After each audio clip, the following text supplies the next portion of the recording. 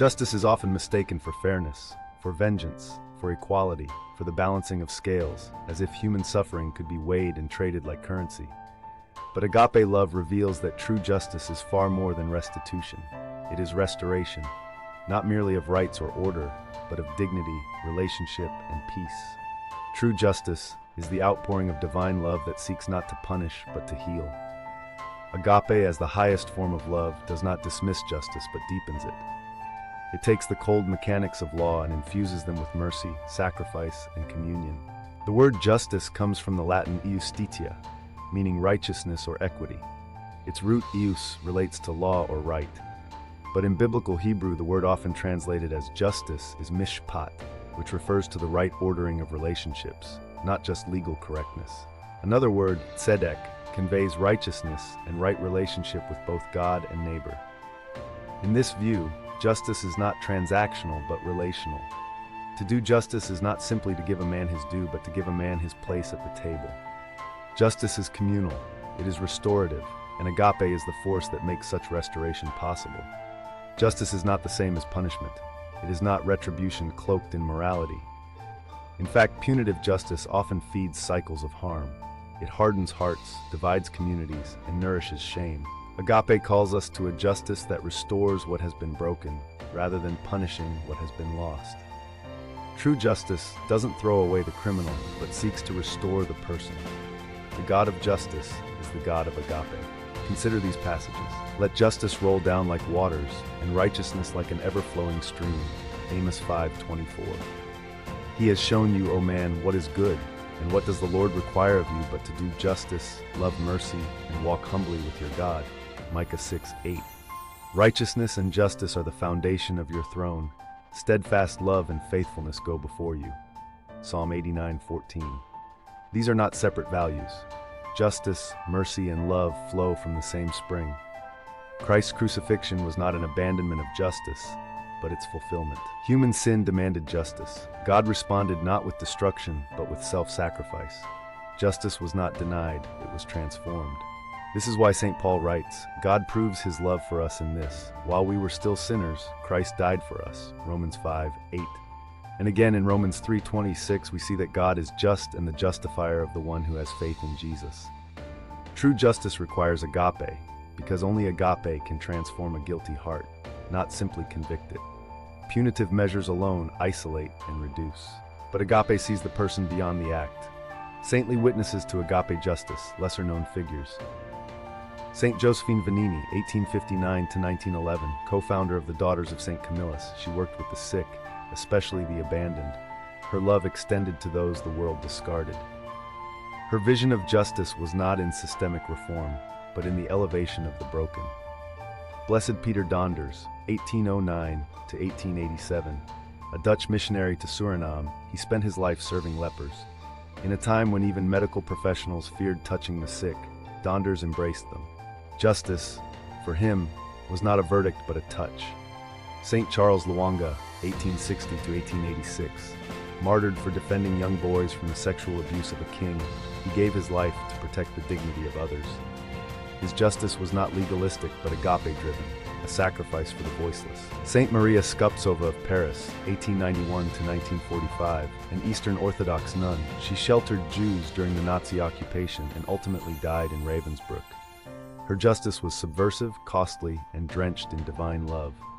Blessed Franz Jägerstätter, 1907–1943, an Austrian farmer who refused to fight in Hitler's army. Executed for his conscience, his stand was not against a nation but for the truth. Justice for him meant fidelity to Christ, even unto death. Real-world agape, justice beyond the courtroom. Agape justice lives in quiet corners. A woman forgives her father's killer and builds a trauma center for at-risk youth. A teacher sees the pattern of abuse in a child and advocates relentlessly, risking her job. A man leaves corporate law to become a public defender because he believes no one is beyond redemption. These aren't sentimental tales. They are cruciform. They cost something. Agape is not cheap. In Buffalo, New York, following the top supermarket shooting, members of the community gathered not only to grieve but to serve, feeding, clothing, and rebuilding. That is agape justice. not a televised protest, but embodied compassion that restores dignity where it was stripped. In Rwanda, the Gacaca courts invited perpetrators and victims of genocide into community confession and reconciliation.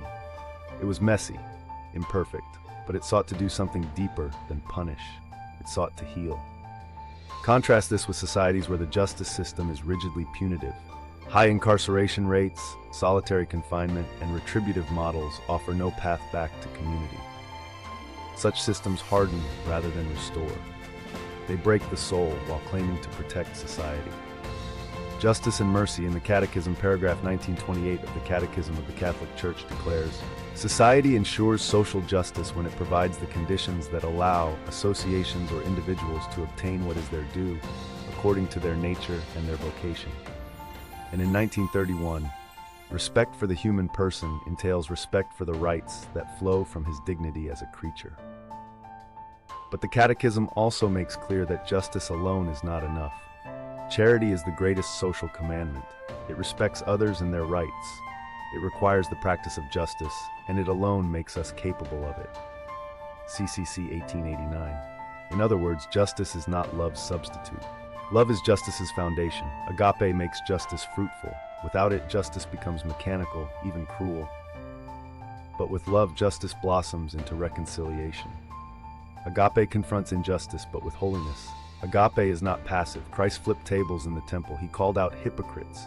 He condemned the oppression of widows and the exploitation of the poor. But always, he offered a door back into communion. To fight for justice with agape means not demonizing your enemy, but praying for their conversion. Not tolerating abuse, but setting boundaries and seeking healing. Not settling for cosmetic change, but calling for heart-deep transformation. Agape without justice is sentimentality. Justice without agape is cruelty. Punitive justice works with the assumption that fear changes hearts. But fear creates masks. Only love changes hearts. Only love invites repentance. In restorative justice models, the wrongdoer meets the wounded. A face replaces a file. Dignity replaces shame. Agape justice in the home and community. When a parent disciplines a child not to control, but to cultivate character, that is agape justice. When a community chooses to rehabilitate rather than ostracize an addict, that is agape justice. When neighbors confront racism in their town, not with rage but with relationship building and reform, that is agape justice. Justice is relational. It begins in families, in churches, in neighborhoods.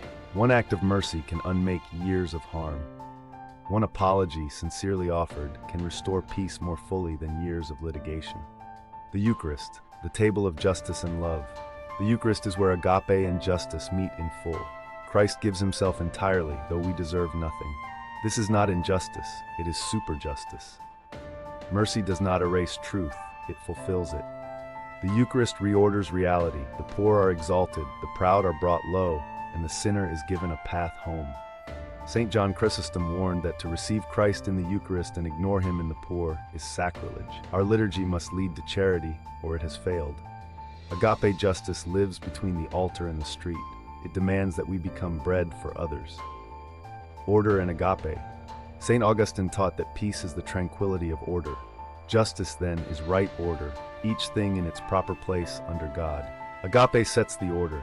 It teaches us to love things in the right way, to love God first, people next, and things last. Disorder happens when we reverse that. Injustice grows when we love power over people, wealth over the poor, convenience over life. To love rightly is to be just. The cross, the final word on justice. At the cross, Christ did not call down angels to smite the unjust. He opened his arms to bear the weight of our injustice. He absorbed sin without returning it. True justice does not demand suffering from others, but enters their suffering to redeem it. This does not negate consequences. A murderer must face the law, but agape sees even the condemned as a soul worth saving. Think of the good thief who stole paradise with one sentence of faith. Agape justice for the forgotten. The imprisoned, not only those wrongfully convicted, but those rightly condemned. Do we write them off or pray for them? The unborn, justice defends those with no voice. Agape does not shame but offers support, healing, and hope. The elderly and disabled, justice shaped by agape cherishes those the world sees as burdens. Saint Serafina of San Gimignano, deformed and bedridden, became a spiritual warrior. Her suffering became intercession. The world overlooked her, but heaven crowned her. To forget the vulnerable is to break the covenant of justice. A new beatitude: blessed are those who bring justice in love. What if Christ had said, "Blessed are those who bring justice without vengeance, correction without condemnation, and truth with mercy, for they shall be called children of God"? Would it not describe him? Would it not describe the church at her best? Would it not be the path we long to walk? Conclusion: living the Agape Justice revolution. In a world that hungers for justice yet drowns in outrage, we are called to a different path.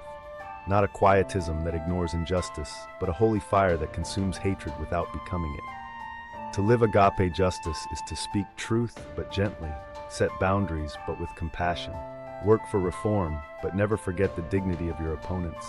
Remember that even the guilty are made in the image of God. In this we imitate the one who cried out, not for vengeance but forgiveness.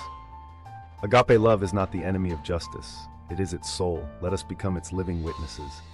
Do not be overcome by evil, but overcome evil with good. Romans 12, verse 21.